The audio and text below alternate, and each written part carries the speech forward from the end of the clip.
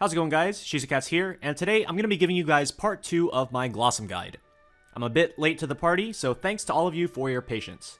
In part 2, we're going to be going over the mechanics of the fight itself, and I decided that I'll be incorporating the sample fight into this video as well, instead of making a separate video for it. Since that will make the overall video quite long, timestamps will be provided so you can jump around to the parts you need. But first, a couple quick notes as always. First off, as usual, arena content is very difficult but also permanent. If you aren't able to defeat this content right now, don't worry, as it'll always be in the game, so you can come back and try again later with a better roster or equipment. Second, this video will obviously contain all the spoilers for the fight, so if you want to try it blind first, go do that and come back to this video later if you need to. Alright, let's start by taking a look at the enemies in this fight. Glossom is supported by 2 adds, which I'll be referring to as the left dancer and the right dancer. HP wise, Glossom has a little over 300,000 HP, similar to Tikilen, and 26 maximum shields.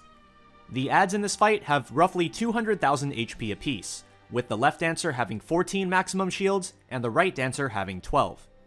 Speed wise, Glossom starts with 311 speed, with the left dancer having 250 and the right dancer having 263.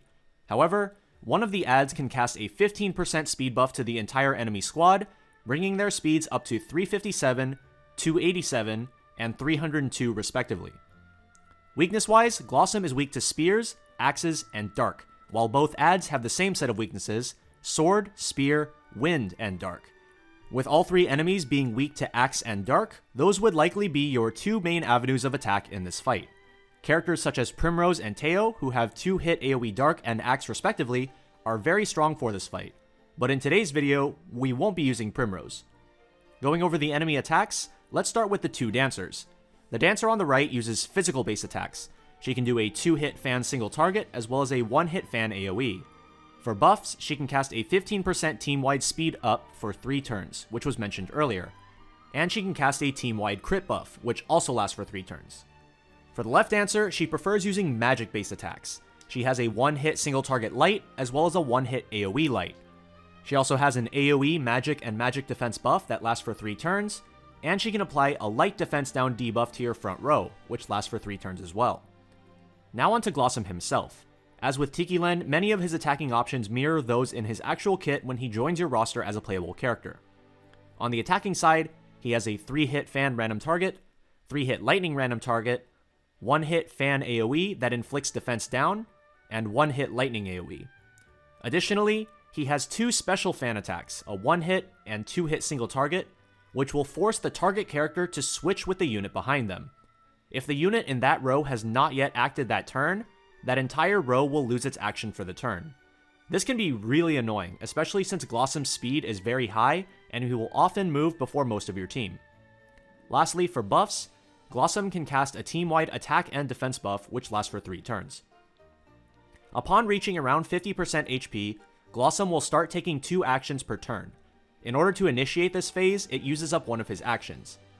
As one would expect, this greatly increases his damage output, so proceed with caution once you reach this point.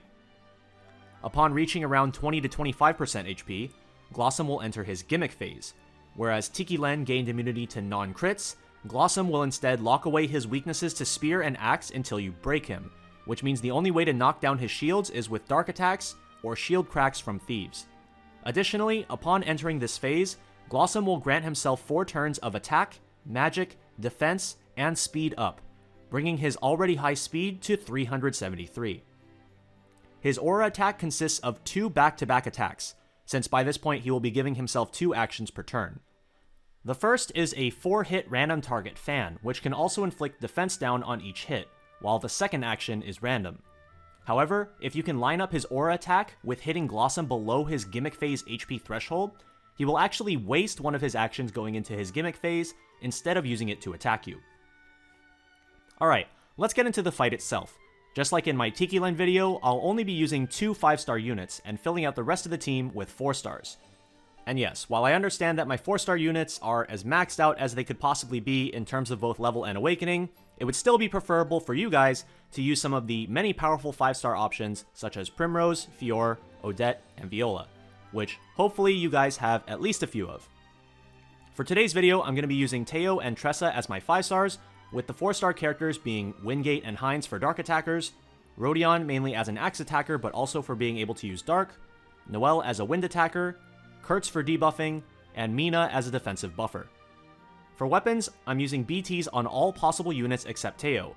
Since he's awakened, I'll instead be nerfing his weapon to a vanilla innocent axe to compensate for the plus 50 attack. For the thieves, I have an innocent dagger 3 on Wingate to allow him to do as much dark damage as possible, and on Kurtz, it doesn't really matter what you put on him since he's not really going to be attacking, so I just put a Fenrir 3. Mina has an innocent fan 3 for optimal healing. Armor-wise, I have Tyrant physical defense armor on everyone except for the apothecaries. Since their physical defense is naturally very high, I'm running balanced armor instead to buff up their magic defense a little more.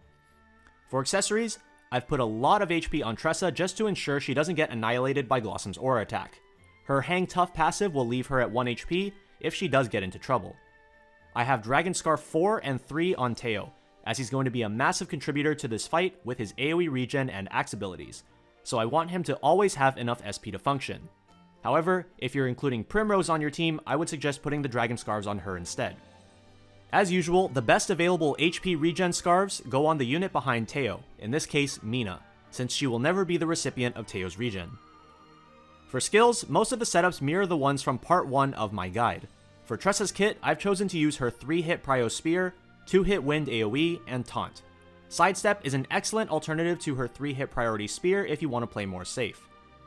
On Noelle, I have her 1-hit Wind Nuke, 2-hit Wind AoE, and Elemental Crush for magic and magic defense debuffing. One notable option for Kurtz that I forgot to include in part 1 is Wind Edge, which is a 1-hit wind single target nuke that inflicts 15% wind defense down. It can be very helpful going into break turns to deal high damage with units like Noelle or Odette. Despite bringing it in this upcoming gameplay video, I never actually ended up using it, and Kurtz was basically there just for debuffing attack. Okay, now with all that out of the way, let's get into the fight. Okay, so the start of this fight is going to be a lot more straightforward than the Tiki Lin fight. You kind of just attack. You don't have to worry about things like managing Tiki Lin's shields in order to stop the left ad from doing any actions. You don't have to pay attention to the turn order because of anything like physical counters. So we're just gonna kind of go in here for the first half of the fight. We're going to be going with a very similar approach to the Tiki Lin fight, where we want to AoE both of the ads down for the opening phases of the fight. So we're going to be going with Tressa's 2-hit AoE, Noelle's 2-hit AoE, and in order to line up both of the ads' shields, we're going to use Hines' 2-hit Dark on the left ad. It's going to bring her down to the same amount of shields as the ad on the right. And of course, we're going to start with our Teo regen.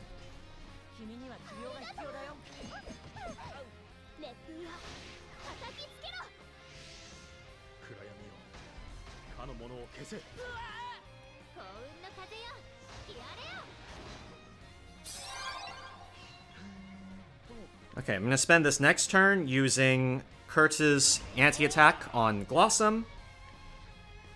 And we're also going to reduce the enemy shields with Tressa and Noelle again. But I'm just going to throw in this quick defensive buff with Mina as well.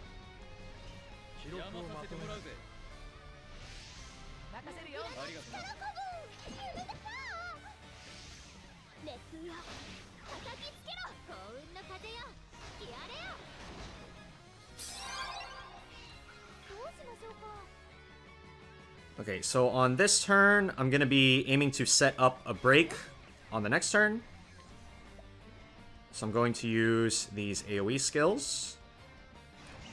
I'm going to spend my BP in such a way that it lets me maximize my BP efficiency so that Tressa isn't wasting 1 BP. And also Rodion, I want to use enough BP so that 2 turns from now he'll be able to do a max boost attack.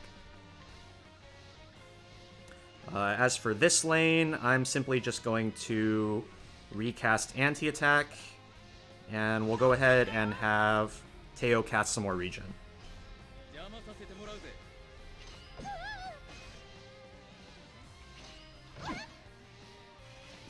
Okay, so Teo wasn't able to cast his regen this turn due to being swapped, but that's perfectly fine. And we're all set up for a break on this turn. So I'm going to initiate the break with Wingate's 2-hit Dark AoE.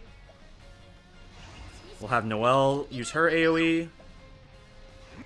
I'm going to have Heinz do a 2-turn setup where I use 2 BP on the first turn and 3 BP on the second. And we'll go ahead and just have Teo do a no boost double harvest. And then I'm probably going to do a 3 BP regen on the follow-up turn.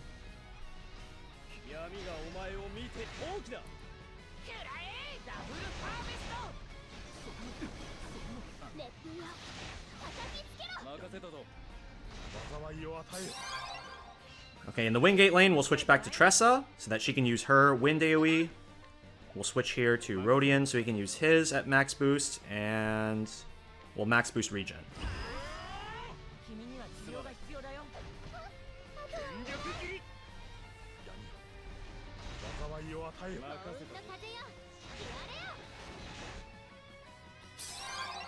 Okay, now we're basically just going to do the same thing all over again. So we're going to reset to here. And I'm going to have Heinz use his 2-hit on the left ad.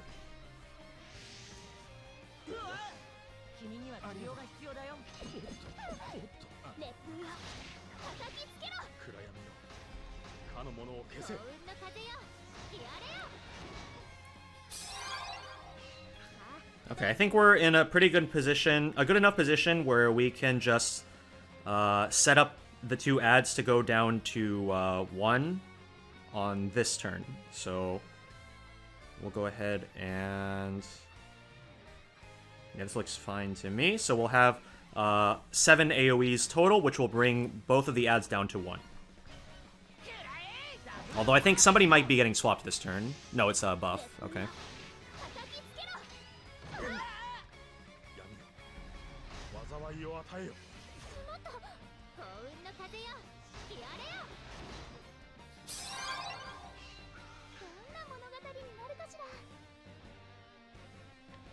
Okay, let's see. We do not have any regen on Tressa right now, so I'm going to take this opportunity to give a max boost regen to her. And I'm going to max boost with her because I'm going to... actually, hold on. We should use Wingate's BP efficiently here. So instead, we'll go for the double harvest. And then we'll give her regen when she comes back to the front line. And we'll have Heinz do... so we're going to use this turn to put more anti-attack on Glossom, and then we'll have Heinz come back to the front row for his 3 BP afterwards.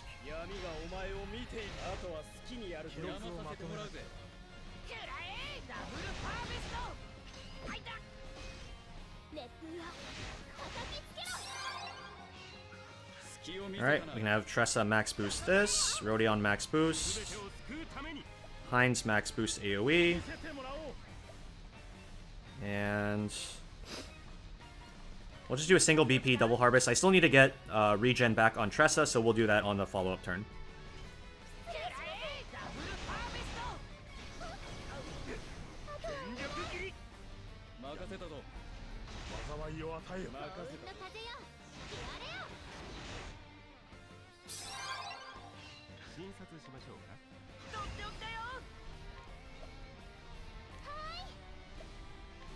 Alright, same pattern that we've been doing this whole time.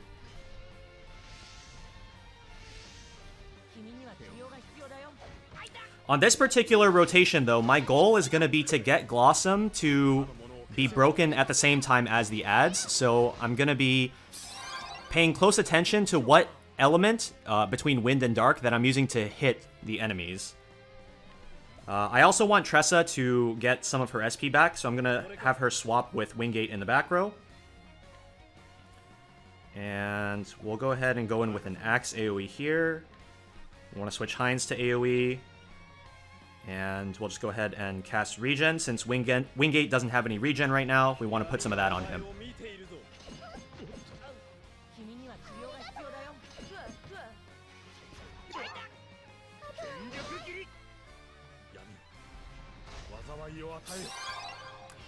Alright, so on this turn, I want to reduce Glossom's shields by 2, or 1 or 2. And I want to reduce the adds by 2 or 3. So what we're going to do is, we're going to have Wingate go for a wide crack here. And we'll go ahead and cast a defensive buff. So this will reduce... Let's see. So this will reduce by... Well, this doesn't work, right? So this is all of them reduced by... This makes the adds reduced by 3. So that means that I want Hines to single target attack Glossom with wide crack and 2 hits of wind. This should do 2 shields to Glossom, 3 shields to the adds. So we'll go with this.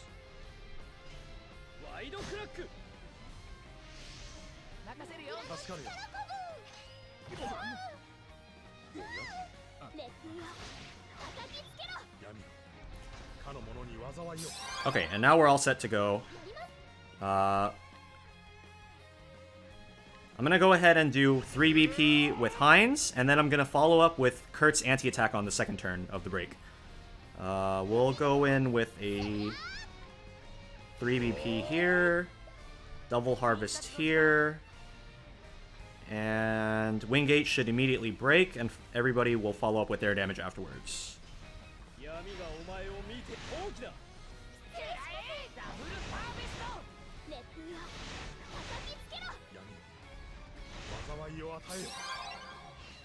Okay, we'll swap to Tressa to use her Wind AoE. Swap with Rodion to use his Max Boost AoE anti-attack here. And we will go with... How is regen looking? I can apply regen afterwards, so I'm just going to go for a Max Boost Double Harvest here. And this looks good.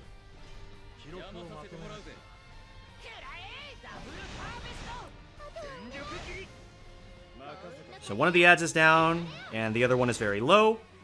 We can go ahead and just get rid of her real quick. I'm gonna bring Wingate up. We'll just have Rodion stay up here. Cast Wind Dark AoE, and then some regen.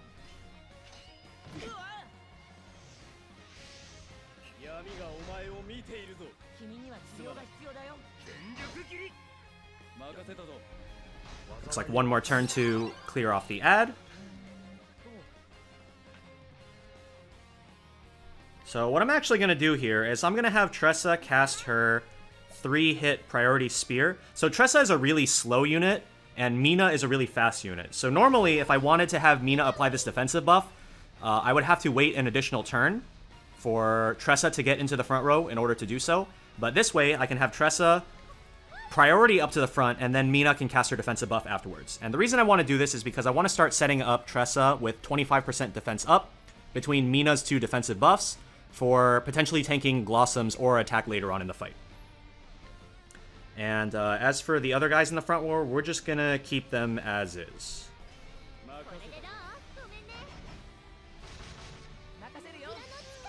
So now we have 15%.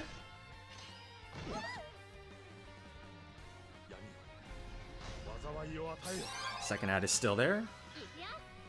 We're going to take this opportunity to cast regen.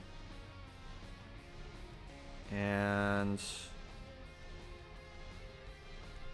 we're going to... We can do that next turn, huh? Yeah.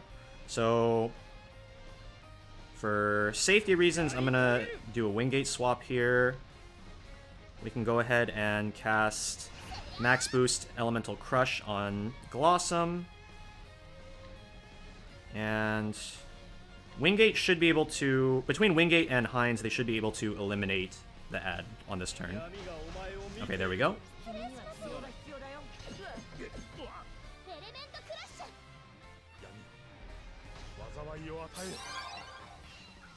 Alright, we'll go ahead and max out some anti-attack here. And then I want to take this opportunity to bring Tressa back to the front. We're going to use a little bit of BP here for efficiency's sake. I think we'll go with... Let's see, how much BP are we looking to? We can go with 2 BP here, I think. And then I want to get some regen back on her, and then I want to apply the second half of Mina's buffs. As for this lane, we can switch to Rodion and continue attacking.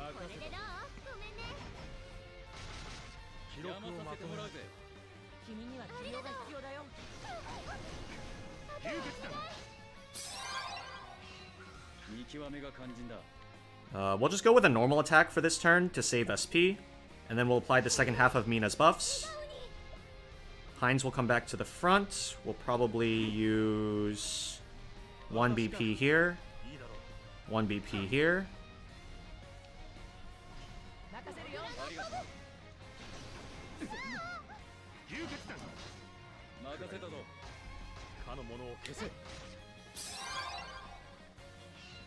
Okay, so now we have all the buffs that we need for Tressa later on. We're going to go 2-hit Dark here, 1-hit Dark with with Heinz, 1-hit Axe with Rodion. And I'll just apply a little bit more physical defense just to make sure the duration is still there. Or actually, no, Wingate will get switched to the front, so we'll just go with a regen turn for Teo.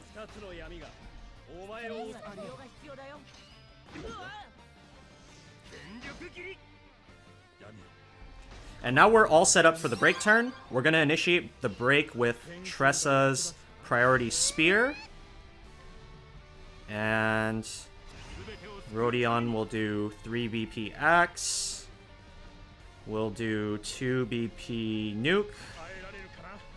And Teo will do a 0 BP 3 hit. I believe this does more than double harvest, right? This does 190. This does what? This does slightly more damage. All right, so we'll go with this.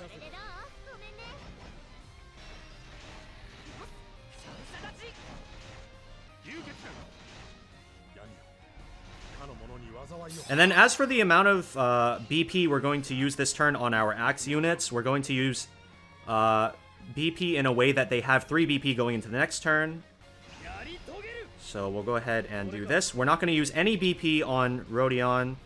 We're going to use 3 BP on Heinz, and we're going to use 1 BP on Teo. Only 1.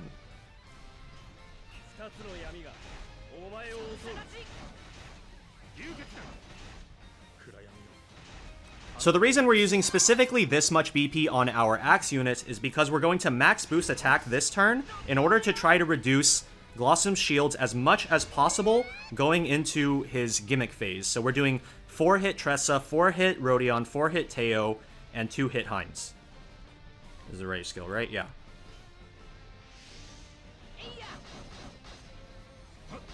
This way we have, like, as few shields as possible where he's locked into dark weakness. So at this point, it's pretty likely that he goes into his dark phase, so we're going to switch to Wingate here. We're going to have Rodion cast dark. Wingate. Teo can cast his 3-hit axe since he's acting before Glossom, though. So this is 1, 2, 3, 4, 5, 6, 7, 8. So this is 8. 8 hits? Yeah.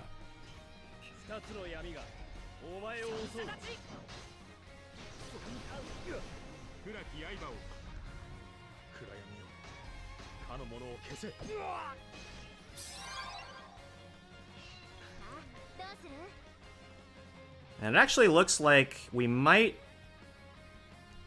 get a break turn before he really starts getting into dark phase. I'm going to cast Elemental Crush here just to reduce his damage output and anti-attack. We're going to go with the 3-hit Tressa Spear, which will bring him down to 1.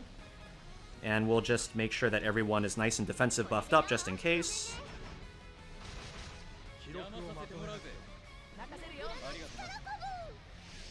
Okay, there's the lock phase. But we are just going to be breaking him here with Wingate. We'll do max boost Wingate. He's going to get broken, so the lock on his other weaknesses is going to go away. We'll go with a nuke here. We'll go with 3-hit here. And so we didn't actually need to prep for his aura attack by buffing up Tressa's defense, but in the event that he would use his aura attack, we would have the 25% defense up from Mina, and then Tressa would just use her taunt effect, which would direct all of the attacks to her. And then between the increased defense as well as the Hang Tough passive, it would be decently likely that she would survive that onslaught of attacks. But we're going to get a free break here without having to deal with the aura attack, and we can probably just finish the fight off from here.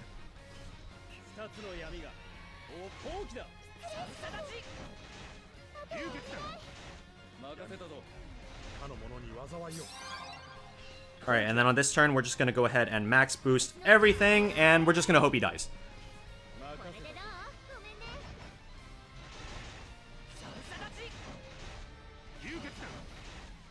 Looks like he's going to live with just a little bit. But this should just be very easy cleanup if we just hit him a couple last times. And this should be all over for him.